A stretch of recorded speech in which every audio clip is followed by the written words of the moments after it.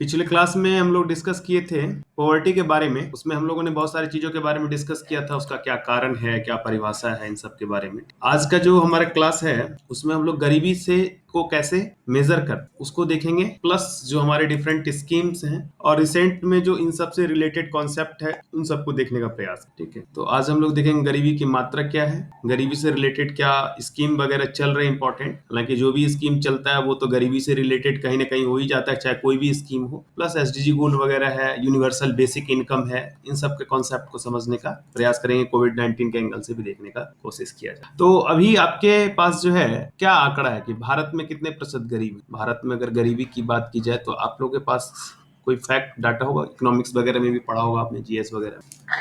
Suresh Tendulkar committee के अनुसार 21.9 है। हाँ, तेंदुलकर कमेटी जो आई थी 2009 में, तो लेटेस्ट उसके बाद एक और कमेटी बनी थी, किसी के माइंड में नाम है?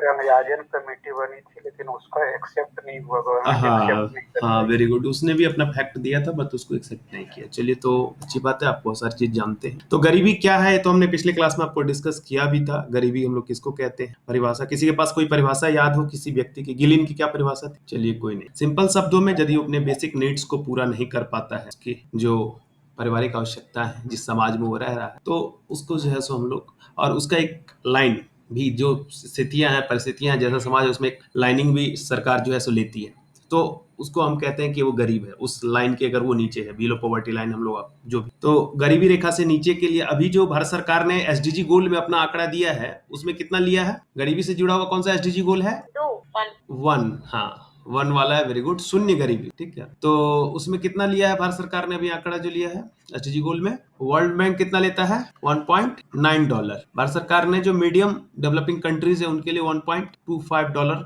तो यही वाला हम लोग के यहाँ भी लेते हैं। इससे जो नीचे है या इससे जो ऊपर है उसके आधार पर, अगर नीचे है तो बीपीएल, इतना इतना से ऊपर है तो बीपीएल से ऊपर उसको मानते हैं। ठीक, तो समाजशास्त्री हेनरी बर्नस्टीन जो है निर्धनता का जो है 4 आयाम बताते हैं। जीविका रणनीतियों का अभाव, संसाधनों की अनुपलब्धता, असुरक्षा की भावना और संसाधनों के अभाव के कारण संबंध, सामाजिक संबंध बनाए रखने और विकसित करने में अच्छा। जैसे कि मान लीजिए किसी व्यक्ति को रोजगार नहीं मिल रहा है, या फिर उसको ये समझ विकसित नहीं है कि वो कैसे अपनी जीविका को चलाए। दोनों बातें हैं इसमें। ठीक है, एक तो है कि रोजगार की उपलब्धता, कि उसको एम्प्लॉयमेंट अवेलेबल है मार्केट, और दूसरा होता है कि कई बार एम्प्लॉयमेंट अवेलेबल नहीं है लेकिन उसके पास वो स्किल है। सपोज कीजिए उसको जूता बनाने आता है, या सपोज कीजिए उसको लकड़ी के सामान बनाने आता है, पलंग बनाने आता है, कुर्सी बनाने आता है, तो वो उस स्किल का यूज कर सकते। तो जो जीविका रणनीति है अगर उसका अभाव हो तो निश्चित रूप से ऐसी स्थिति में क्या होगा, एक तो रोजगार भी नहीं है या उसके पास कोई ऐसा स्किल नहीं है, तो वो गरीबी के दुष्चक्र में फंसेगा। जो संसाधन है, रिसोर्सेज है, ये बहुत इंपॉर्टेंट रोल प्ले करता है।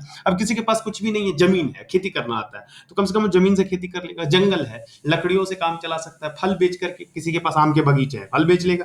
अगर उसके पास भूमि उपलब्ध है, अगर उसके पास पशुधन है, तो उनसे वो जो अपना जो है सो जीविका चला सकता है। तो कई सारे स्कीम चलते हैं सरकार के, इसीलिए आप देखते होंगे पशुधन वगैरह के लिए, या वृक्षारोपण का कार्यक्रम सारा।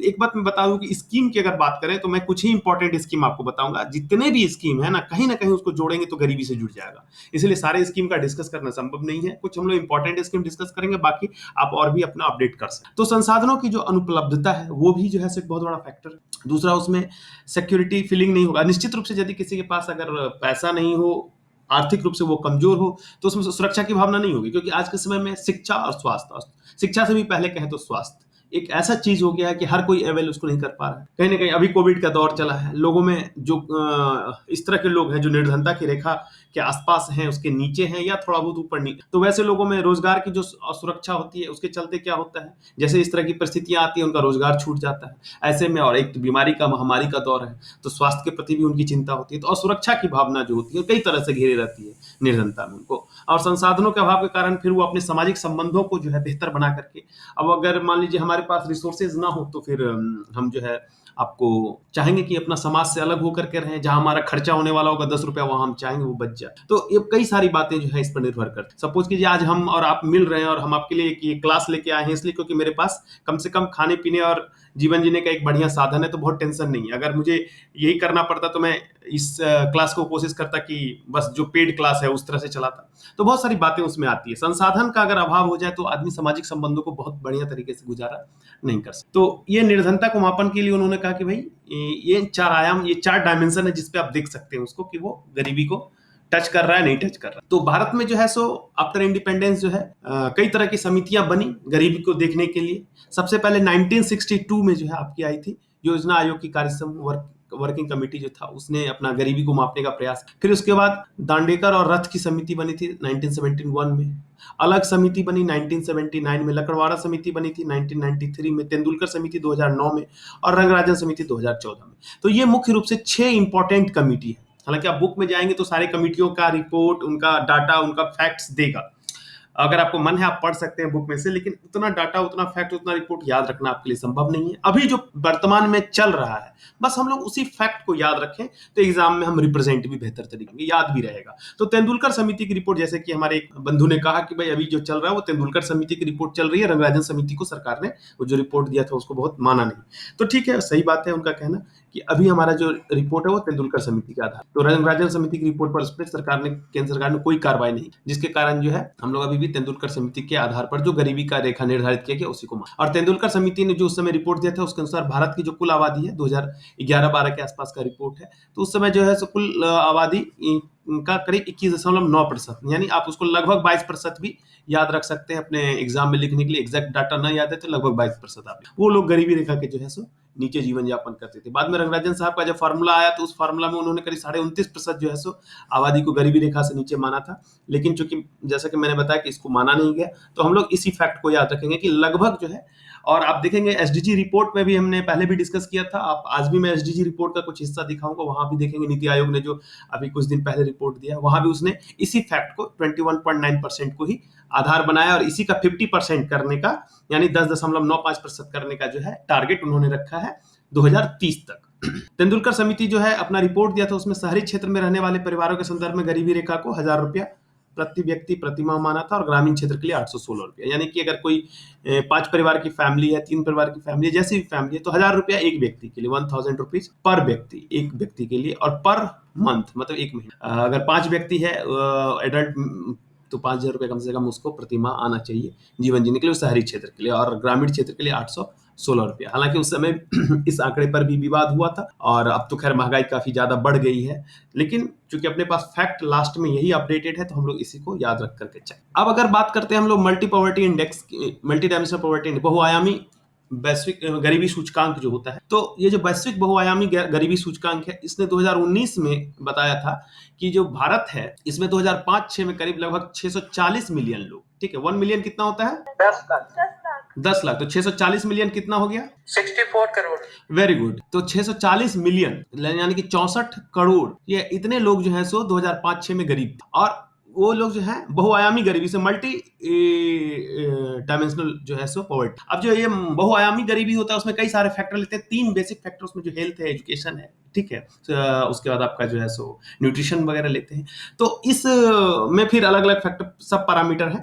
तो इस सूचकांक के हिसाब से भारत में 2016-17 तक गरीबों की रहने वाली संख्या घट करके करीब 36.9, लगभग 37 करोड़, यानी 64 करोड़ से घट करके करीब 37 करोड़ के आसपास आ गई, जो कि इसमें करीब 270 मिलियन, लगभग 27 करोड़ का जो है सो कमी देखने को मिला। और यही रिपोर्ट आप देखेंगे एसडीजी गोल जब आगे इस साल भी सरकार ने जो पब्लिश किया है तो उसने संख्या यही कोट किया उसमें कि इतने लोगों को हमने बाहर निकाला। परसेंटेज में इस बार कोट नहीं किया, क्योंकि परसेंटेज जो है 2011-12 के बाद बढ़ा नहीं है और अब 21-22 करीब 10-11 साल हो गया, तो सरकार ने इस बार वही संख्या को कोट किया है।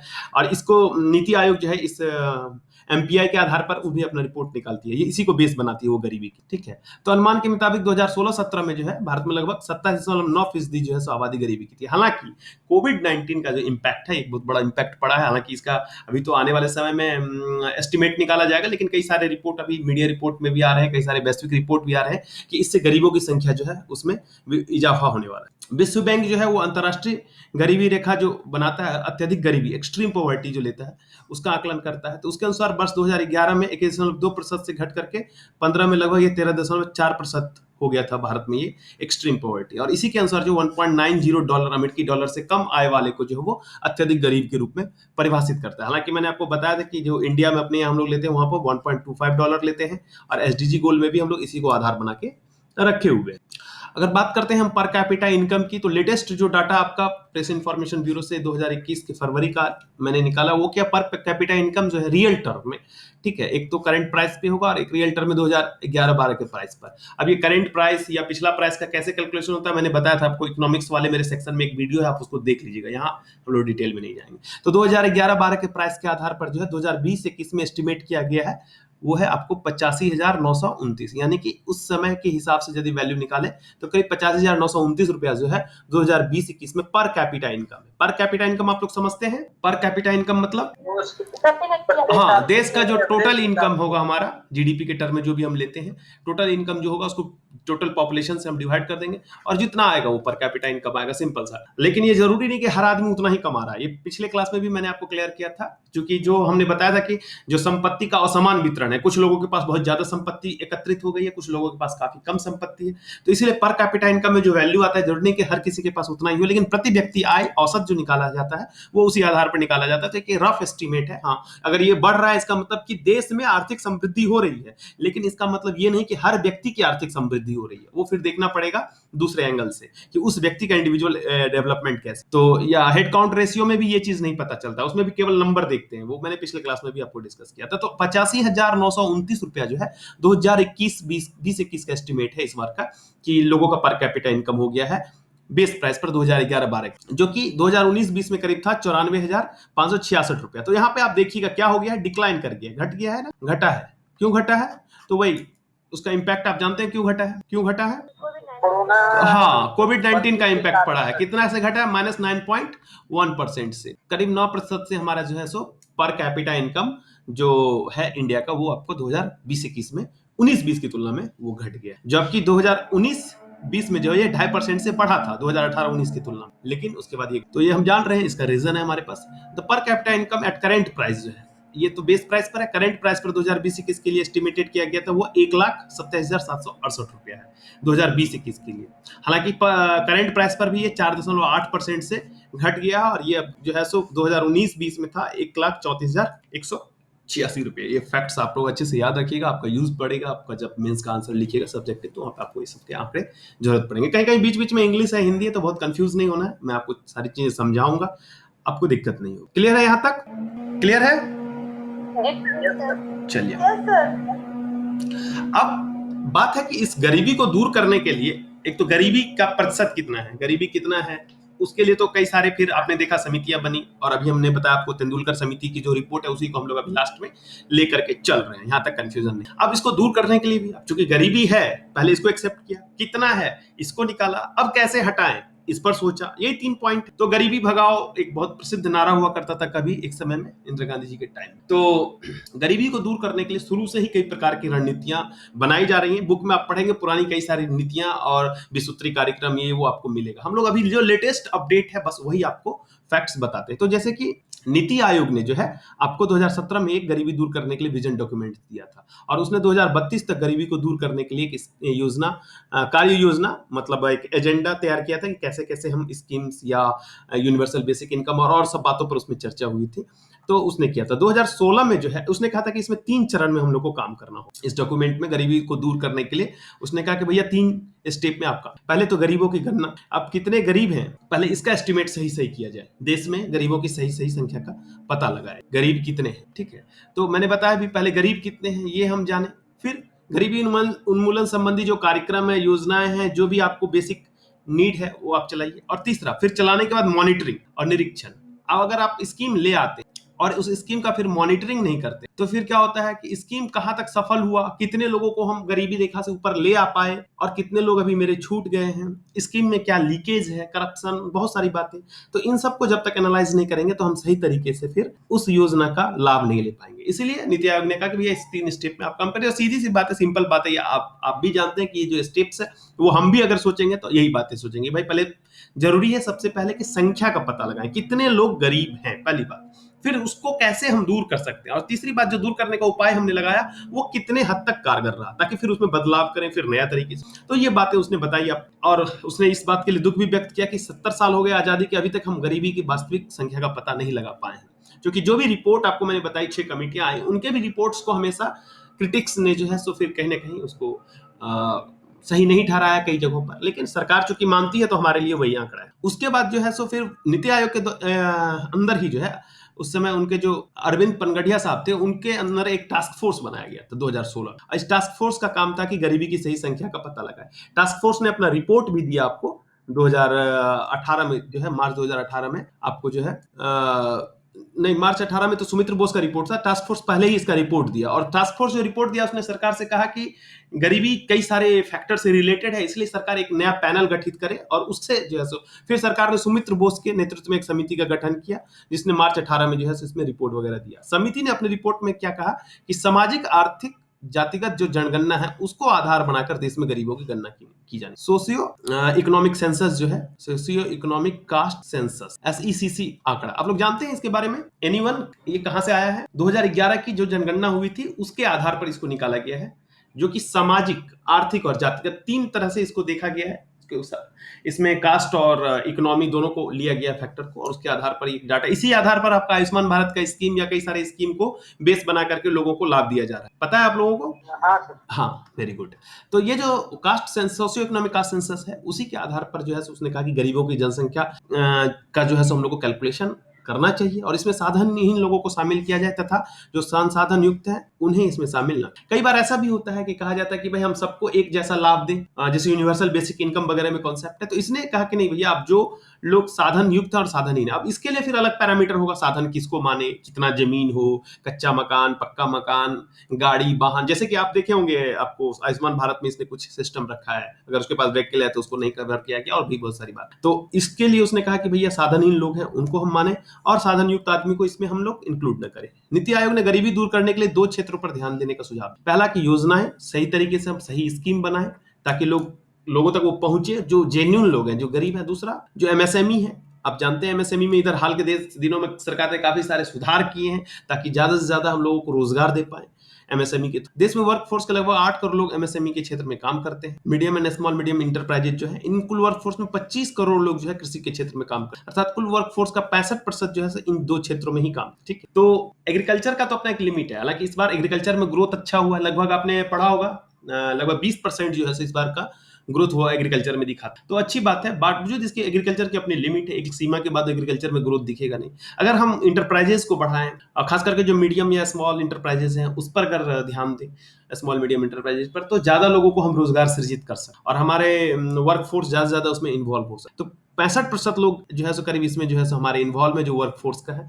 तो इसीलिए सरकार ने सुझाव दिया, नीति आयोग ने सुझाव दिया सरकार को कि भाई आप इस पर ज्यादा से ज्यादा ध्यान। वर्कफोर्स का वह हिस्सा काफी गरीब है, क्योंकि ज्यादातर लोग कौन काम करते हैं एग्रीकल्चर सेक्टर में या छोटे छोटे उद्योग धंधों में? वही लोग जो कि कहीं ना कहीं जीवन यापन के लिए संघर्ष कर रहे हैं। यदि इन्हें संसाधन मुहैया कराया जाए तो इनकी आय दोगुनी हो जाए, तथा मांग आधारित विकास पर ध्यान दिया जाए, तो शायद इससे देश की गरीबी खत्म हो सकती है। टर्म याद रखिएगा, शायद, क्योंकि गरीबी एक रिलेटिव टर्म है। मैंने पिछले क्लास में भी आपको बताया था कि एब्सोल्यूट वर्सेस रिलेटिव पॉवर्टी। तो गरीबी एक रिलेटिव टर्म है। अगर हम आज किसी की इनकम को 50,000 रुपए कर दें, तो अगर लाख रुपए बाकी का इनकम है तो वो 50,000 वाला ऐसे ही गरीब दिखे। कहने का मतलब कि धीरे धीरे इंक्रीमेंट होगा, लेकिन हाँ, सबके इनकम में थोड़ा थोड़ा अपलिफ्टमेंट हो, सबके इनकम को डबल करने का प्रयास किया जाए। तो इसके लिए कई सारे, आपने देखा होगा, किसानों की आय को दुगुना करना है हमको, फलाने सेक्टर का। तो ये सब चीज क्या है? ये सारा चीज उसी का हिस्सा है, और SDG गोल में भी ये सब बातें आपको इंडिकेट की गई है कि हमको आय को दुगुना करना है, बिलो पॉवर्टी लाइन से जो लोग हैं उनको ऊपर करना है, 2030 तक आधा कर देना है उसको। तो ये सारा बात उसी से लिंक्ड है।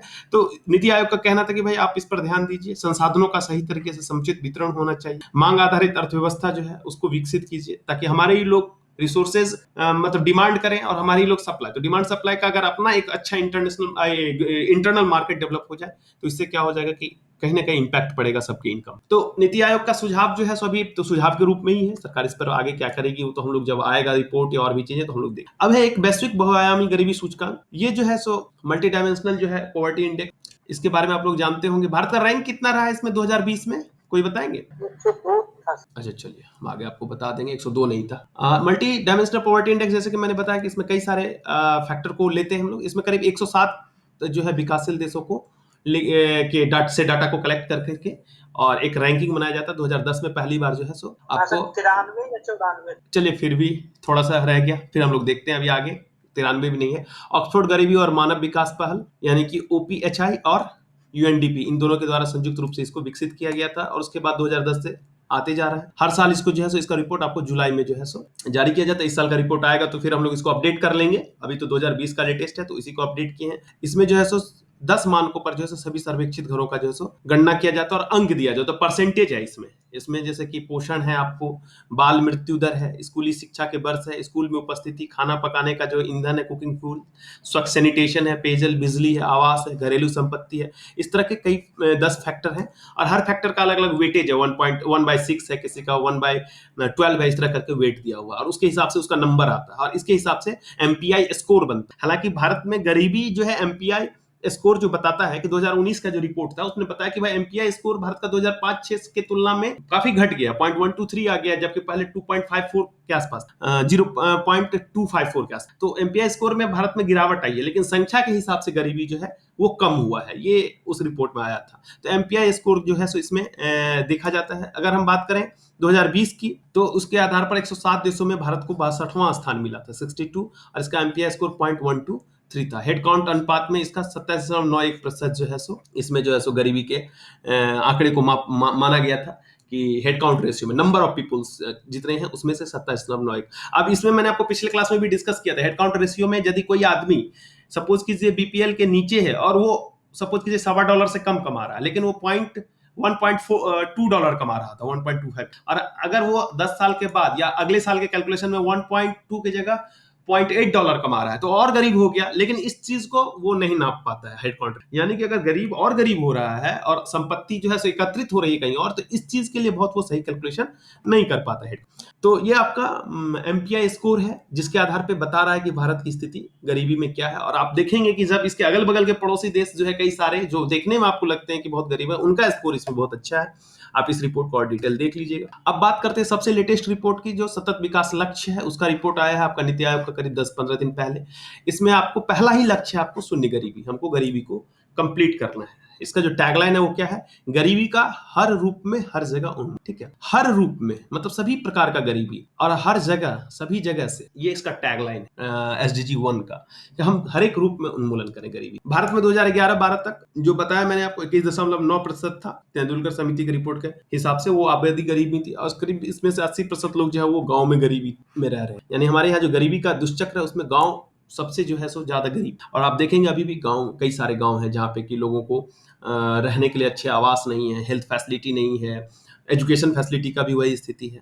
कई तरह की हमारे यहाँ प्रगतिशील नीतियां हैं। इसमें विश्व का सबसे बड़ा जो है रोजगार गारंटी योजना है आपका, महात्मा गांधी ग्रामीण रोजगार गारंटी योजना है। कई तरह के राष्ट्रीय सामाजिक सहायता कार्यक्रम है। विश्व की सबसे बड़ी स्वास्थ्य योजना भी हमारे यहाँ है, जो हमारा आयुष्मान भारत योजना है, प्रधानमंत्री जन आरोग्य योजना, वो विश्व की सबसे बड़ी स्वास्थ्य। तो इस तरह के स्कीम्स हम चला रहे हैं, इस तरह का स्टेप्स ले रहे हैं इसको कम करने के लिए, और प्रयास में है कि हम 2030 तक इसको 50% पर ले आए। 2030 तक हर किसी के लिए हर जगह निपट गरीबी को मिटा देना। और इस समय इसका जो पैमाना है प्रतिदिन वो $1.25 पर गुजारा करने वाले लोगों को लिया गया है। तो इसका टारगेट हमारा है 2030 तक राष्ट्रीय परिभाषाओं के अनुसार गरीबी के हर रूप के साथ जीते हुए हर आयु के नर नारी बच्चों का अनुपात घटाकर कम से कम आधा करना। यही जो मैंने बताया आपको कि 21.9% का आधा करीब 10.95% जो है, इतना हमको लाना है 2030 तक। ये हमारा टारगेट है इस SDG गोल में। राष्ट्रीय दृष्टि से उपयुक्त सामाजिक संरक्षण प्रणालियां और उपाय स्तरों सहित सबके लिए लागू करना और 2030 तक बड़ी संख्या में गरीबों और लाचारों को उनके दायरे में लाना। जितने भी हमारे सोशल सिक्योरिटी स्कीम्स हैं या जो भी हम उनके लिए सुरक्षा का उपक्रम ला सकते, जो भी उनके लिए सिक्योरिटी के प्रोविजंस ला सकते हैं, उन सब के दायरे में सभी तरह के गरीबों को, सभी तरह के लाचार लोगों को लाना है। चाहे वो मतलब बेगरी से रिलेटेड हो, चाहे वो आपको अनएम्प्लॉयमेंट से रिलेटेड हो, सब तरह के लोग को इसमें जोड़ना है। 2030 तक सुनिश्चित करना है कि सभी पुरुष और महिलाओं को, खासकर गरीबों और लाचारों को आर्थिक संसाधनों पर समान अधिकार मिले। चूंकि मैंने बताया कि जो सबसे बड़ा हर्डल है गरीबी में, ये भी है संपत्ति का समान वितरण नहीं हो रहा है, जो रिसोर्सेज है कुछ लोगों के पास इकट्ठे हो रहे हैं, और बुनियादी सेवाओं, जमीन या अन्य प्रकार की संपत्ति पर स्वामित्व और नियंत्रण, उत्तराधिकार, प्राकृतिक संसाधनों, उपयुक्त नई टेक्नोलॉजी तथा सूक्ष्म वित्त सहित वित्तीय सेवाएं। अब वित्तीय सेवाओं की उपलब्धता क्यों जरूरी है? माइक्रो फाइनेंसिंग या फिर फाइनेंशियल इंक्लूजन, चूंकि जो मैं बता रहा था कि संपत्ति का जो वितरण है, अगर फाइनेंशियल इंक्लूजन नहीं होगा, आप देखेंगे कि एक स्कीम है अपने यहाँ प्रधानमंत्री आपको जनधन योजना, ठीक है, तो उसमें क्या होता है, कोई बताएंगे? गरीबों का खाता हाँ, बेसिकली हमारा टास्क है उसमें, हाँ, जीरो बैलेंस पे हम खाता खोलें। अब आप सोचिए कि जीरो बैलेंस पे खाता खोलने का टारगेट क्यों रखा है लोगों ने, अब क्यों ज्यादा से ज्यादा लोगों को हम जोड़ना चाह रहे हैं, खास करके फीमेल जो घर की महिलाएं हैं उसको भी जोड़ना चाह रहे हैं। तो इस सब का क्या टारगेट है, आप सब चीज को लिंक कीजिए तो आप समझ में आएगा कि भाई फिनेंशियल इंक्लूजन, जो वित्तीय समावेशन यदि हम नहीं करेंगे तो क्या होगा, फिर पैसा पहुंचेगा ही नहीं लोगों तक। अगर कोई खाता से नहीं जुड़ा है आज के समय में, किसी के पास बैंक खाता नहीं हो, तो फिर वो जो है वो सिस्टम में क्या अर्न कर रहा है, क्या लॉस हो रहा है, इसका भी एक कैलकुलेशन सरकार के पास नहीं हो पाएगा, क्या उसके पास। दूसरा, अगर वो फाइनेंशियल इंक्लूजन से नहीं जुड़ा है तो कई बार हो सकता है अब आज उसको पेमेंट देना है तो अब उसके लिए उसको जाना पड़ेगा उसके पास, उसका समय का भी लॉस होगा, कई तरह की बात। इसीलिए ये वित्तीय समावेशन बहुत जरूरी है। तो गरीबी को शून्य करने में इसका भी काफी इंपॉर्टेंट रोल है 2030 तक, और ये गोल में भी है 2030 तक गरीबों और लाचारों के हालत में जीते हुए लोगों में शक्ति जगाना, न केवल फिनेंशियल या सोशल अपलिफ्टमेंट, बल्कि हम उनको मेंटली भी जैसे स्ट्रांग करें। जलवायु से जुड़ी विकट परिस्थितियों, अनार्थिक, सामाजिक एवं पर्यावरण संबंधी झटकों और आपदाओं से सामना होने और इससे लाचार होने की आशंका हो।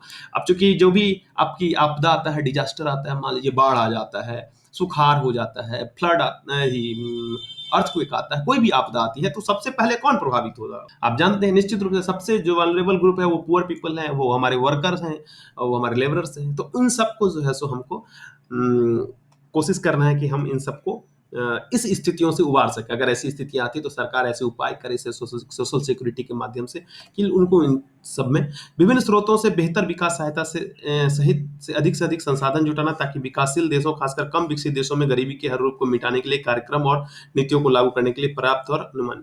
हमको ज्यादा से ज्यादा हमारे पास इकोनॉमी इतनी स्ट्रांग होनी चाहिए, और हम लोग ने 2025 तक 5 ट्रिलियन इकोनॉमी बनाने का कॉन्सेप्ट लाया है। अब उसमें अपना काम कर रहे हैं जो भी है, अब उसका वो इकोनॉमिक्स का पार्ट है, लेकिन कहने का मतलब हम चाह रहे हैं कि हम संसाधन को ज्यादा से ज्यादा जुटाएं, हमारा जीडीपी बढ़े, हमारी इकोनॉमी बढ़े, और अल्टीमेटली उसका इम्पैक्ट जो है लोगों पर दिखे, अंतिम आदमी तक उसका लाभ पहुंचे, चाहे वो सोशल सिक्योरिटी के माध्यम से हो, चाहे वो एम्प्लॉयमेंट जनरेशन के माध्यम से हो, चाहे किसी भी। तो ये सारे स्टेप्स अगर हम लेंगे तो निश्चित रूप से हमारी जो है गरीबी में कहीं ना कहीं आपको कमी आएगी। अच्छा, एक बात मैं आप लोग से पूछना चाहता हूँ कि अब बताइए कोई ऐसा एक्ट जो कि आपको इसमें हेल्प करता हो गरीबी मिटाने, लेबर लॉ। न्यूनतम मजदूरी अधिनियम। हाँ, मिनिमम वेज एक्ट है, ये भी आपको हेल्प करेगा पॉवर्टी के। आप इसको भी जिक्र कर सकते हैं जहां भी मतलब कि कुछ सरकार के जो चूंकि श्रमिकों से रिलेटेड आप इश्यूज लिखते हैं, तो अगर आप इसको लिख देते हैं कहीं कोई लाइन में तो वो भी आपके लिए अच्छा रहेगा। मिनिमम वेज एक्ट है, पेमेंट ऑफ वेज एक्ट, ये भी आपको है, समय पे पेमेंट मिलेगा तभी तो वो अपना काम कर पाएगा। ठीक है, बोनस एक्ट है, बोनस अधिनियम 1965 से। हाँ, बोनस एक्ट है, ये कंप्लीटली जो है सो पैसे का एक जगह एकत्रीकरण को रोकता है। ठीक, तो ये सब है। इसके अलावा ग्रेचुटी एक्ट वगैरह भी है, वो भी पैसा आपको प्रोवाइड कराता है लोगों को। सोशल सिक्योरिटी का और भी कई सारे स्कीम है, लेकिन ये सारे भविष्य निधि एवं प्रतिभूति। हाँ, उसके अलावा भी ग्रेचुटी के अलावा पीएफ ईएसआई वगैरह भी हैं, लेकिन ये सारे स्कीम्स जो हैं वो एकदम डायरेक्टली हिट करते हैं आपको कहीं ना कहीं कि हम पॉवर्टी को कम करें। इसके अलावा राष्ट्रीय, क्षेत्रीय, अंतर्राष्ट्रीय स्तर पर विभिन्न प्रकार के एजेंडा वगैरह को विकास करके गरीबी को कम करने का, इसमें कई सारे आपको टारगेट रखे हुए एसडीजी गोल 1 में। ठीक है, एसडीजी गोल 1 में जो है सो आपको, हालांकि हम लोगों ने चर्चा भी किया था एक बार पिछली बार इसमें, वो गोल 1 2 ये सब आपको जब बताया था, तो इसमें जो है परसेंटेज जो है हमको करना है 10.96% टारगेट जो है सो हमारा है 50%, और इसमें वही लिया है 21.92% जो है अपने तेंदुलकर कमेटी के रिपोर्ट के हिसाब से था हमारा 2011-12 में, और इसी को हम जो है सो कम करके 10.96 लाएंगे 2030 तक, ये हमारा टारगेट है। उसके बाद हेड काउंट रेशियो में भी जो है बिलो पॉवर्टी लाइन जो है परसेंटेज में घटाना 13.5% पर, ये मल्टी डायमेंशनल पॉवर्टी इंडेक्स का जो हमने बताया था तो उसके आधार पर लेना है, और इसमें 27.9% है आपका 2020 के रिपोर्ट के हिसाब से, जो अभी हमने आपको डिस्कस भी किया है। उसी के हिसाब से फिर percentage of house hold with any usual member covered by health insurance से कम एक मेंबर उसका कवर्ड हो, और 100% फैमिली ऐसी हो। Person provide employment as a percentage of person who demand employment under मनरेगा। अब मनरेगा के अंतर्गत जो है, मनरेगा के बारे में आप लोग जानते हैं कि उसमें जो है सो आपको Mahatma Gandhi national rural employment guarantee act, इसके तहत जो है सो आपको रोजगार का डिमांड किया जाता है और 100 दिन तक के रोजगार देने की जो बात की गई है। तो ये इसमें आपको जितना डिमांड करें उसका कम से कम 98.95% जो है सो हम लोग डिमांड को पूरा कर सके, उतने लोगों को वर्क दे सकें। उसी तरह प्रधानमंत्री मातृ वंदना योजना के तहत मैटरनिटी बेनिफिट करीब हम 100% लोगों को, महिलाओं को दें। और percentage of house hold living in कच्चा हाउस जो है वो हम 0%, कोई भी गरीब या कोई भी व्यक्ति जो है ऐसे घर में ना रहे जो कच्चा हाउस में काउंट होता है, तो कच्चे घरों उसको हम 0 पर लाएं। ये हमारा टारगेट है इस एसडीजी गोल के तहत, एसडीजी गोल 1 के तहत, यानी गरीबी को कम करना। और देख सकते हैं कि इसमें सबसे बेस्ट परफॉर्मर जो है हमारा तमिलनाडु स्टेट है, और जो सबसे खराब स्थिति में है वो हमारा ही राज्य है बिहार। इसी रिपोर्ट के आने के बाद बिहार में जो है सो हलचल मच गया था राजनीतिक स्तर पर भी कि भाई सबसे खराब स्थिति है, इसमें इसको जो है केवल 32 नंबर मिला हुआ है स्कोर, टोटल स्कोर में, जबकि पूरे देश का भी एवरेज स्कोर कितना है, 60 है, और बिहार का जो स्कोर है वो 32 है, एवरेज से भी बहुत कम है। और सबसे नीचे वाले राज्यों में बिहार है, उसके ऊपर जस्ट झारखंड है। तो ये काफी ही आपको जो है हमारे लिए, अब अगर बात करें इंडिविजुअल रिपोर्ट की, तो percentage population living below the national poverty line जो है वो बिहार में अगर आप देखेंगे तो 33.74%, क्योंकि बिहार का आंकड़ा आपको याद रखना चाहिए, बिहार का आंकड़ा आपके लिए यूजफुल होगा एग्जाम में कोट करने के लिए। तो 33.74% जो है वो आपको परसेंटेज पॉपुलेशन जो है सो गरीबी रेखा के नीचे है, जबकि उस समय का एवरेज जो था वो 21% था, तो उसमें भी आपका काफी नीचे है। हेड काउंट रेशियो में भी ये 52.50%, जबकि आपका देखें कि 27% जो है सो ओवरऑल इंडिया का है। तो ये जो है आपका 27.90% पूरे देश का है, और इसमें बिहार का है 52.50%, और आपका जो है सो 21.92% जो है सो गरीबी में है। जो तेंदुलकर कमेटी की रिपोर्ट, उसमें भी बिहार जो है 33.74% है, काफी ही उस मामले में काफी ज्यादा है, इसका मतलब स्थिति खराब है।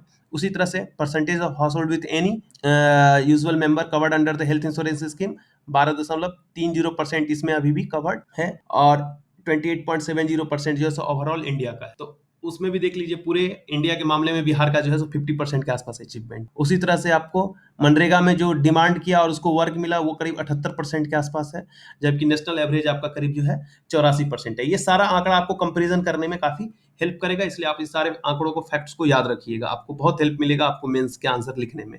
उसी तरह प्रधानमंत्री मातृ वंदना योजना से 87% करीब जो है जुड़ा हुआ है, ओवरऑल नेशनल एवरेज है 91 पॉइंट समथिंग %, तो इसमें लगभग उसी के आसपास है। और जो आपको कच्चा हाउस में रहने वाले का परसेंटेज है वो करीब 8.20% है, नेशनल एवरेज है 4.2%। तो इसमें जो है आपका 0% पे हमको जाना है। कहने का मतलब कि सब में जो है नेशनल एवरेज की तुलना में लगभग डबल, मतलब आधा परफॉर्मेंस है अपने स्टेट का, बिहार का। तो ये हमारे लिए भी बहुत सारा इसमें वर्क करने की आवश्यकता है। अब अगर इसकी बात करें तो हमने इस पे पहले ही डिस्कस कर दिया कि तेंदुलकर कमेटी का 21.92% का जो 2011-12 का है उसी को बेसलाइन लिया गया है, और हमको करना है 10.96% के आसपास, 50% करना है 2030 तक। लोएस्ट पॉवर्टी में गोवा जो है सो सबसे बढ़िया स्थिति में है, और यूटी में अगर बात करें तो अंडमान निकोबार, जहाँ 5.90% जो है सो गोवा में, और अंडमान निकोबार में 1% पॉवर्टी। बाकी हाईएस्ट में तो बिहार है ही। 270 मिलियन पीपल जो है करीब हम उनको मल्टी डायमेंशनल पॉवर्टी से निकाल पाए हैं, जो आंकड़ा मैंने आपको थोड़ी देर पहले बताया था कि ये एमपीआई के आंकड़े के आधार पर ही भारत सरकार ने इस आंकड़े को तैयार किया है।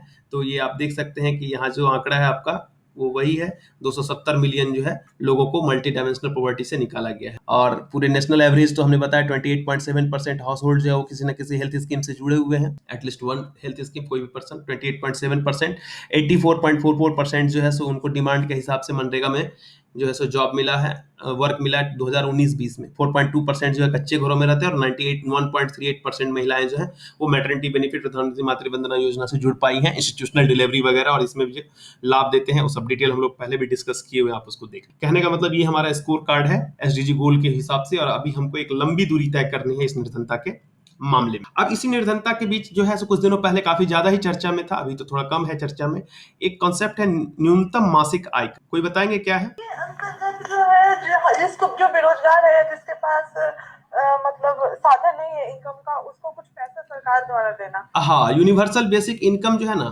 लेकिन इसको कोई एक व्यक्ति को लेकर, हाँ, बिना किसी पैमाने के, आर्थिक सामाजिक पैमाने के सभी लोगों को एक निश्चित आय सुनिश्चित कराने वेरी के गुड। लिए ये हाँ, यही पॉइंट मैं कहना चाहता हूँ। इसमें जो है हम लोग कोई पैरामीटर नहीं, सबके लिए यूनिवर्सल है ये, ठीक है।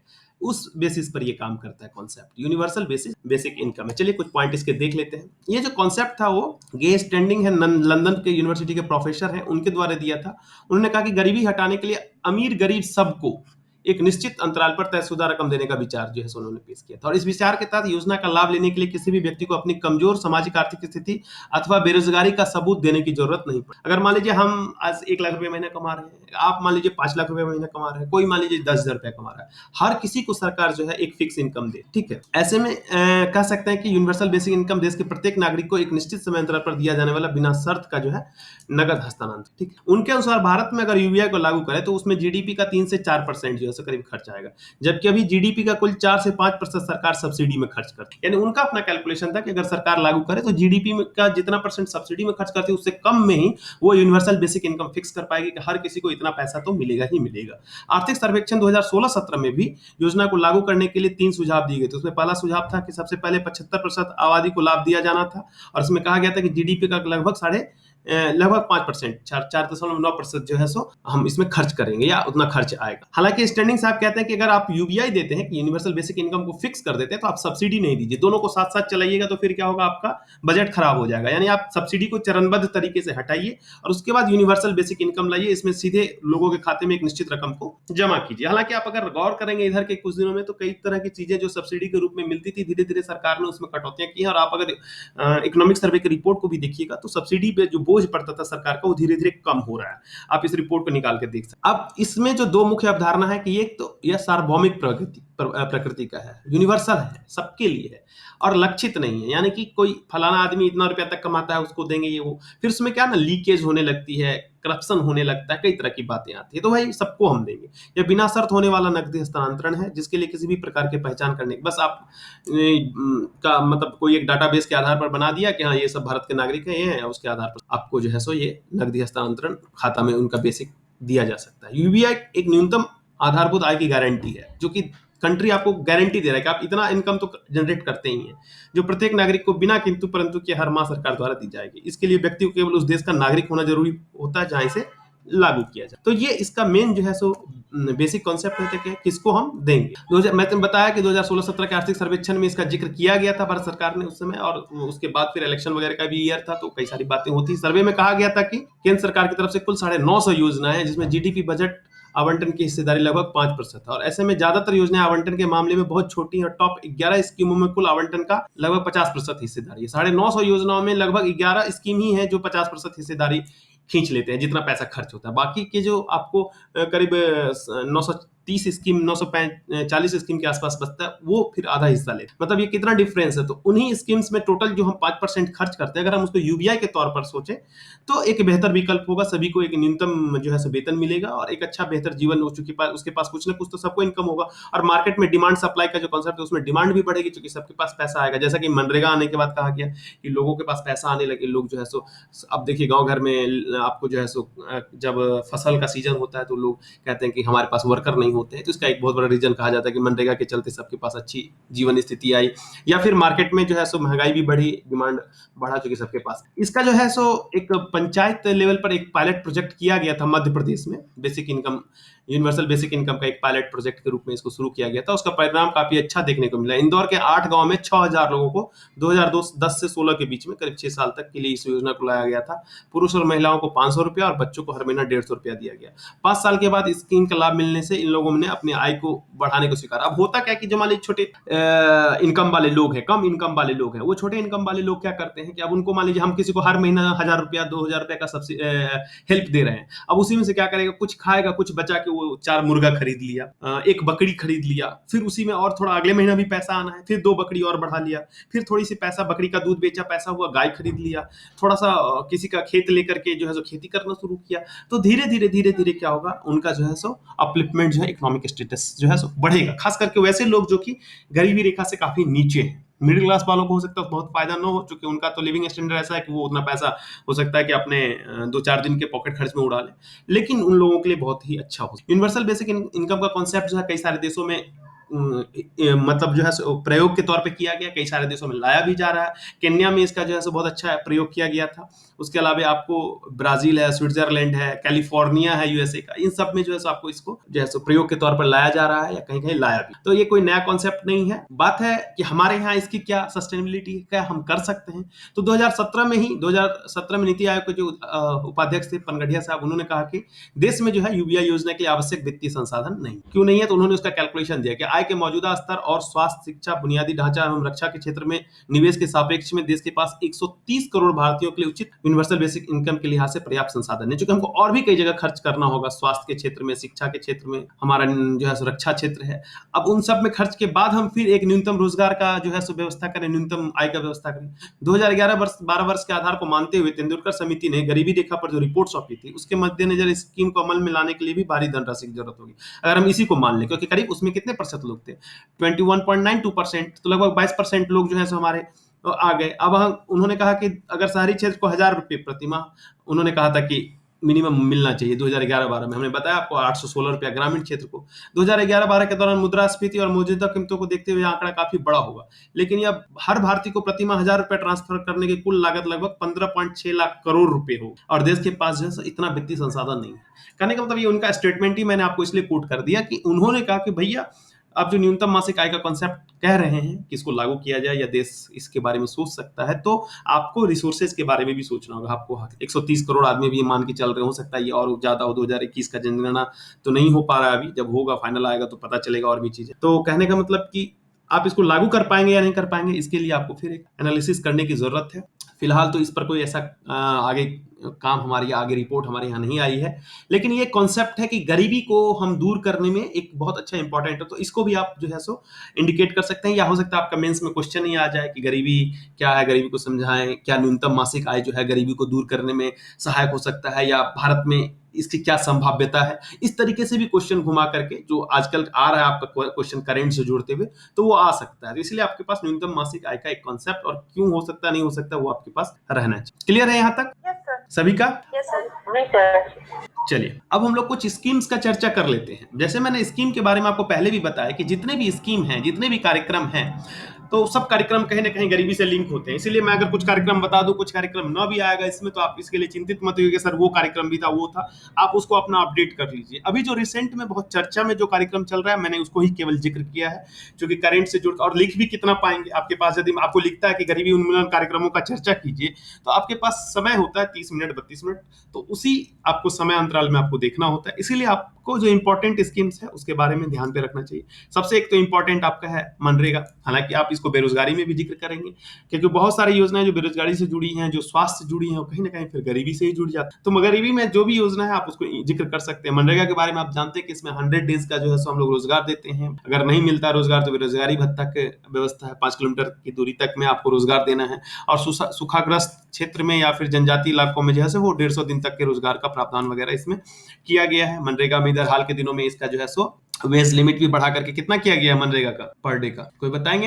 हाँ वेरी गुड, 202 रुपये पर डे, ये आपको जो है पहले से बढ़ाया गया है। उसके बाद जो है प्रधानमंत्री कौशल विकास योजना, स्किलिंग की बात करते हैं हम इसमें। इसमें NSFQ लेवल में अलग अलग लेवल है, 1 2 3 4 से लेकर 10 तक अलग अलग लेवल में स्किलिंग होती है। स्किलिंग का उद्देश्य भी फिर वही है कि अगर वो स्किल्ड होगा, अच्छे रोजगार मिलेंगे, पैसा आएगा, गरीबी दूर होगी, तो उससे लिंक है। प्रधानमंत्री जनधन योजना जो है, इसके बारे में मैंने अभी आपको बताया। इसमें कहीं ना कहीं हम वित्तीय समावेशन की बात करते हैं। बचत खाता होगा, कुछ पैसे भी बचाएगा, बीमा भी करा सकता है पैसे, और उसके अलावा उसमें ओवर ड्राफ्टिंग की भी सुविधा दी गई है। जरूरत पड़ने पर बहुत दिनों तक खाता अगर उसका बैंक में रहता है, बैंक भी कुछ लोन वोन छोटा मोटा दे देगा, तो उससे क्या होगा कि वो छोटा मोटा ऋण लेकर के व्यवसाय वगैरह शुरू कर सकता है। सरकार अपनी पेंशन योजनाओं को इन खाताओं से चला सकती है। पैसा सरकार के खाता में रहेगा तो सरकार के पास भी, अब जैसे हाल में भी रिपोर्ट आया था कि बहुत सारा पैसा जनधन योजना के जो खाता है उसमें है, जो जिसका सरकार, अब चूंकि जब तक बैंक में रहता है तो सरकार उसका यूज कर सकती है अपने हिसाब से। तो ये सारी बातें हैं, इसलिए वित्तीय समावेशन को बढ़ावा देने के लिए ये काफी इंपॉर्टेंट है। उसके बाद प्रधानमंत्री जन आरोग्य योजना है। इसके बारे में भी आप जानते हैं कि जो है स्वास्थ्य बीमा योजना है, जिसमें कि आपको करीब 1300 से अधिक बीमारियों को जो है शामिल किया गया है, और जो इसका इलाज है वो निजी हॉस्पिटल वगैरह में भी होता है, सरकारी के अलावा।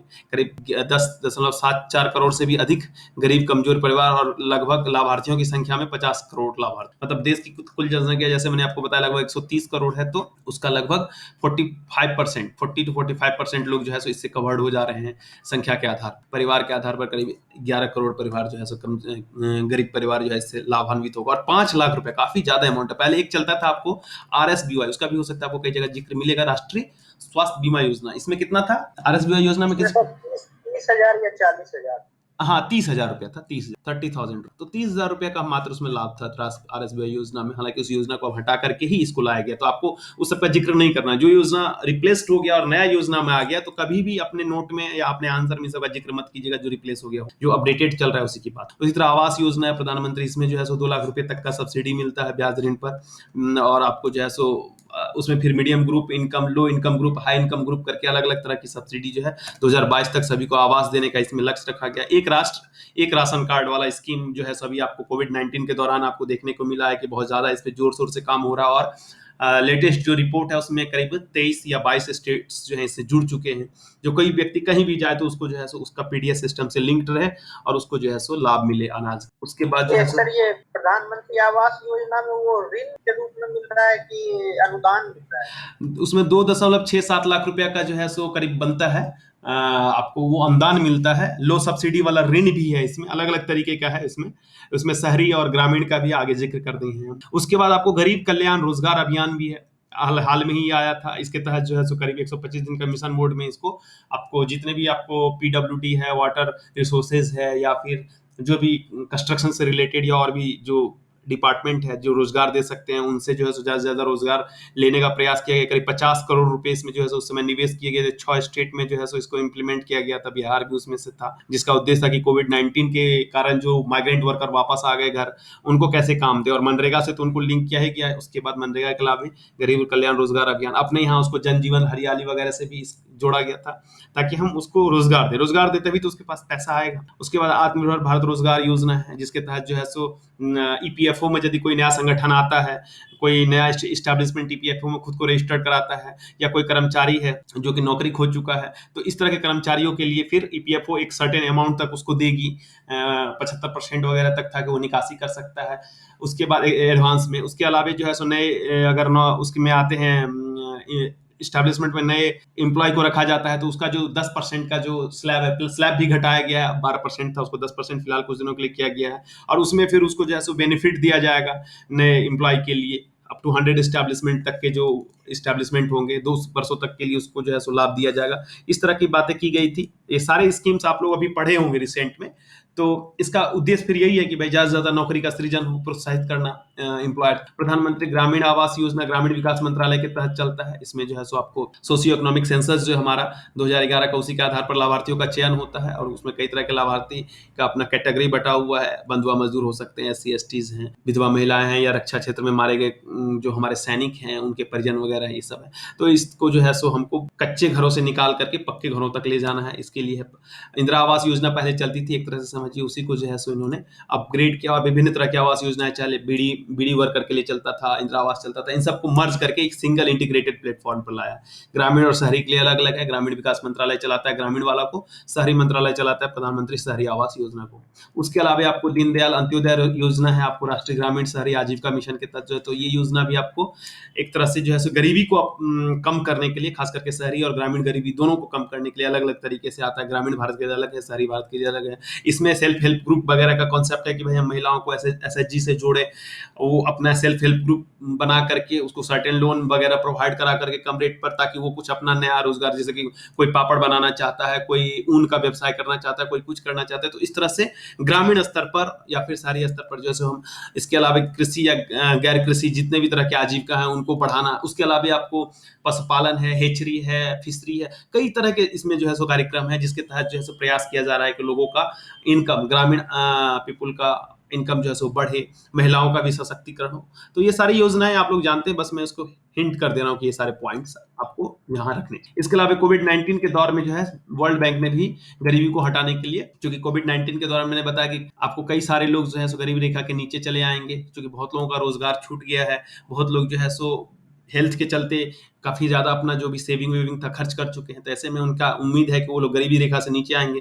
तो उनको सामाजिक सहायता प्रदान करने के लिए और उनके अपलिफ्टमेंट के लिए जो है करीब 1 बिलियन, ये मई 2020 में जो है सो इसने $1 बिलियन के $750 मिलियन प्रस्तावित $1 बिलियन में से $750 मिलियन जो है सो उसने सिग्नेचर किया था देने के लिए, और $1 बिलियन उसने पहले भी दिया था हेल्थ के लिए इसी समय।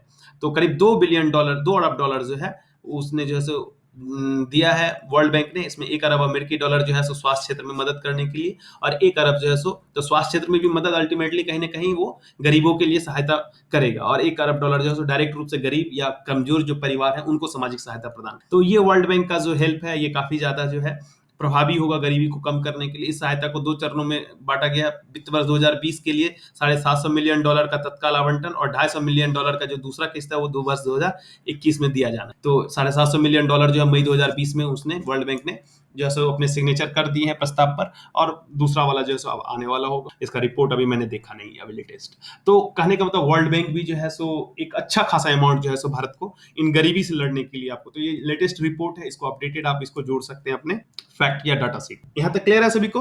और भी मैंने बताया कि स्कीम की बात करेंगे तो कई तरह की स्कीम है, ऐसा नहीं है कि यही सारी स्कीम है, इसके अलावा भी बहुत सारे स्कीम है। क्या बोले, जोर से बोलिए। प्रधानमंत्री स्वनिधि योजना जो स्ट्रीट वेंडर्स के लिए, बिल्कुल बिल्कुल, स्ट्रीट वेंडर के लिए वो भी कहीं ना कहीं प्रभाव डालेगा। आपको मुद्रा लोन का योजना है, रोजगार से रिलेटेड जितनी योजनाएं हैं लोन देने की, वो सारा आप जोड़ सकते हैं। आत्मनिर्भर भारत योजना में कई सारी बातें आई थी, उन सबको मान लीजिए कहीं भी किसी भी तरह का काम हो रहा है तो मैंने बताया ना कि योजनाएं जितनी भी हैं घूम फिर के वो आएंगी, कहीं ना कहीं गरीबी को हिट करेगी। तो इसीलिए योजनाओं का कमी नहीं है। आप देख लीजिए कि आप कितना लिख पाते हैं और कौन इंपॉर्टेंट ज्यादा है, उस समय चर्चा में ज्यादा है, तो उन सबका जिक्र करना एग्जाम के लिए ज्यादा बेहतर हो। क्लियर है? अब आगे की राह, हाँ आगे की राह, अब आगे की राह क्या है? तो सबसे पहली बात भाई हमने बताया कि एम्प्लॉयमेंट जनरेशन बहुत इंपॉर्टेंट है। अब मनरेगा में भी अगर बात करते हैं एम्प्लॉयमेंट जनरेशन की, हमने देखा एसडीजी टारगेट हमारा जो था लगभग 100% की 98 पॉइंट समथिंग परसेंट है, हम उसमें भी पूरा नहीं कर पा रहे हैं। और आप अगर आप देखें मनरेगा की ही बात करें तो जो हमारा 100 डे रोजगार देने की बात करते हैं, बिहार वगैरह की बात करते हैं, अगर डाटा देखेंगे तो लगभग 40 दिन का औसत आता है बिहार में। तो ये सारी बातें हैं, इसको देखना है कि भाई हम अगर रोजगार जनरेशन की बात करते हैं या रोजगार जनरेशन के लिए अगर हम लोन देने की बात करते हैं, जैसे अभी आपने बताया स्वनिधि योजना है, मुद्रा लोन योजना कोई भी है, तो क्या उसमें ईज होना चाहिए, लोगों को आसानी से मिले, साथ ही वो जो है सो उसका लेकर के उसका दुरुपयोग न करें, उसका वही काम करें जिसके लिए उन्होंने लिया, यानी कि अपना स्वरोजगार वगैरह जो भी चलाने, इस पर जो है सो फोकस करने की जरूरत है काफी ज्यादा। मानव भूमि अनुपात जो है ये भी एक बहुत बड़ा इशू है, पर कैपिटा जो लैंड है वो काफी जो है सो धीरे धीरे समय के साथ घटता जा रहा है, जोत का आकार भी छोटा होता जा रहा है, ये भी एक बहुत बड़ा रीजन है। बिहार के मामले में अगर आप देखेंगे तो ये काफी इंपॉर्टेंट फैक्टर प्ले करता है। गरीबी का एक कारण माना जाता है एग्रीकल्चरल लैंड अगर मान लीजिए कि बड़ा रहता है तो उसमें खेती करना भी आसान होता है, उसका प्रोडक्टिविटी भी ज्यादा होता है, तो इस पर भी ध्यान देने की। जो चकबंदी का एक कॉन्सेप्ट आप लोग पढ़े हैं कि नहीं पढ़े हैं कि भाई हम जो है सो जो भूमि का डिस्ट्रीब्यूशन उसको सही तरीके से करना, तो इन सब पर भी अगर काम करे सरकार तो काफी ज्यादा अच्छा होगा। संपत्ति के एकत्रीकरण को रोकना, यहाँ भी मैंने बताया, पहले भी हम लोग इस पर डिस्कस किए हैं कि बहुत कम लोगों के पास अगर बहुत ज्यादा संपत्ति इकट्ठा हो जाएगी तो कहीं ना कहीं बाकी लोग जो है सो गरीबी की अवस्था में चले जाएंगे। तो उसको कैसे हम रोकें और सबके पास पहुंचे संपत्ति, खास करके अगर मॉनेटरी वैल्यू में देखें तो वो बहुत जरूरी है कि उसका वितरण जो हो वो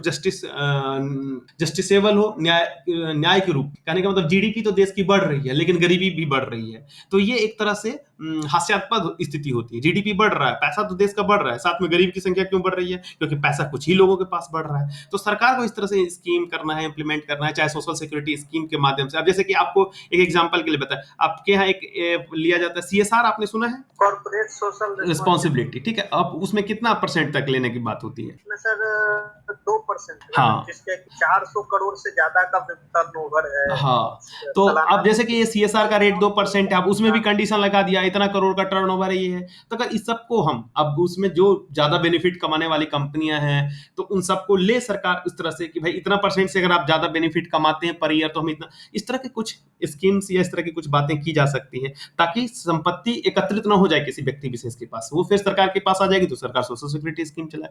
जनसंख्या का जो विकास है उसको नियंत्रित करना भी बहुत जरूरी है। हालांकि कई सारे स्टेट्स जो है अपने यहाँ, लगभग 12 स्टेट्स माने जा रहे हैं कि रिप्लेसमेंट लेवल पर आ गए 1.7 पर फर्टिलिटी रेट के, लेकिन और भी अगर हम उसको जो अदर स्टेट है, खास करके अपने यहाँ बिहार की बात करें तो यहाँ पर काफी ज्यादा ही, आपको 2011 में भी जो है सो काफी ज्यादा था, हाई रेट था 10 की जनसंख्या वृद्धि का, तो इसको कम करना ये भी एक बहुत इंपॉर्टेंट रोल प्ले करेगा। काला धन वगैरह को रोकने के लिए जो प्रभावी उपाय हम कर सकते हैं, क्योंकि जैसा कि हम जानते हैं कि काला धन का जितना ज्यादा सृजन होगा कहीं ना कहीं देश की इकोनॉमी को उतना लॉस होता है, और पैरेलली जो है गरीबी में वो जो है सो लोगों को ज्यादा से ज्यादा धकेलता है। तो इस सब के लिए हालांकि सरकार कई सारे स्टेप उठा रही है, और आपके नजर में मैंने पॉइंट डाला, तो आप इस पर जो स्टेप उठ रहा है उसको अपना मेंस के जीएस एग्जाम के लिए भी अपडेट कर लीजिएगा। योजनाएं जितनी संचालित हो रही हैं उसका भी समुचित रूप से क्रियान्वयन होना चाहिए। अब योजना चालू तो हो जाती है, लेकिन वो धरातल पर कहां तक पहुंच पाई, उसका मॉनिटरिंग, और उसका जो है सो मॉनिटरिंग के साथ साथ उसका जो है सो क्या कहते हैं असेसमेंट, कि भाई योजना जो चला वो कहां तक पहुंचा, कितने लोगों को लाभ दे पाया, और आगे फिर उसमें क्या सुधार करने की जरूरत है, ये चीजें बहुत जरूरी है। साथ ही योजनाओं के साथ जो करप्शन जुड़ा हुआ है, लीकेज जुड़ा हुआ है, इन सबको रोकने की बहुत ज्यादा जरूरत है। जितना ज्यादा हम ट्रांसपेरेंट कर सके सिस्टम को, इंफॉर्मेशन टेक्नोलॉजी का यूज करके, सिस्टम का यूज करके। अब जैसे आज से कुछ समय पहले तक ऐसा था कि कोई भी स्कीम का लाभ लेने के लिए आपको आवेदन देना है, वो आवेदन किसी ने लिया, कहीं फेंक दिया, पता ना चला। आज एक मान लीजिए पोर्टल बन जाता है, उस पर आप आवेदन कर देते हैं, तो वो पोर्टल से मॉनिटरिंग हो सकती है और उसको सेंट्रलाइज देखा जा सकता है, हाँ फलाना आदमी को ये लाभ लेना था, उसने दिया।